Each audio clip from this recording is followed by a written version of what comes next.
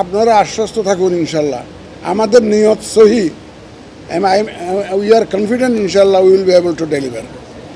আর এবারের মতো একটা সুযোগ আগে ছিল নাকি, সুযোগ জানেন আপনারা?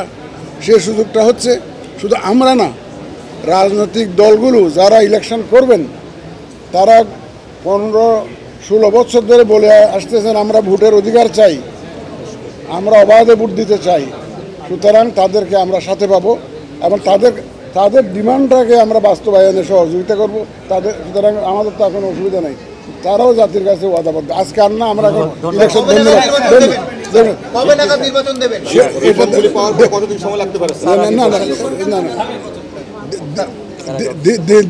দিনক্ষণ দিয়ে তো এখন বলা যাবে না, দিনক্ষণ দিয়ে এটা এখন কিছু বলা যাবে না। আমরা কিছু কিছু রিফর্ম যেগুলো দরকার আছে সেগুলো করে আগে আমি দায়িত্বটা নেই, এটা বুঝে নিই, কাজকর্মটা বুঝে নিই, আমাকে এটা বুঝতে তো দিবেন ভাই।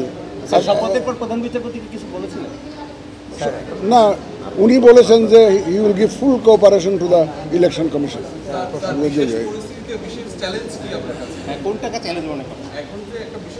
আমার হতে পারে এরকম বিশেষ পরিস্থিতি আমার চাকরি জীবনে বহু আসছে। আমি তথ্য মন্ত্রণালয়ের সচিব ছিলাম, জ্বালানি মন্ত্রণালয়ের সচিব ছিলাম, স্বাস্থ্য মন্ত্রণালয়ের সচিব ছিলাম। বহু চ্যালেঞ্জ দেখেছি এবং ইনশাল্লাহ সাকসেসফুলি মোকাবেলা করেছি।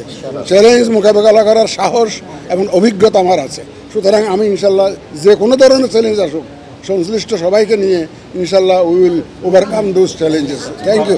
সেকেন্ড কোশ্চেন স্যার, একটা মিনিট, সংস্কার কমিশনের সংস্কার কথা বলছিলেন, আপনি কি এই যে নির্বাচনের ক্ষেত্রে সংস্কার কমিশনের সুপারিশ আসা পর্যন্ত অপেক্ষা করবেন? এটা সুপারিশটা আসে যাবে তো আপনার ডিসেম্বরে, টাইম তো বেশি দিন নাই। এটা it is premature for me two comment on this. অনেক বিতর্ক চলছে, বিতর্কের একটা ফয়সালা হোক, কিন্তু তাহলে আপনারাও দেখতে পাবেন যখন ফয়সালা হবে।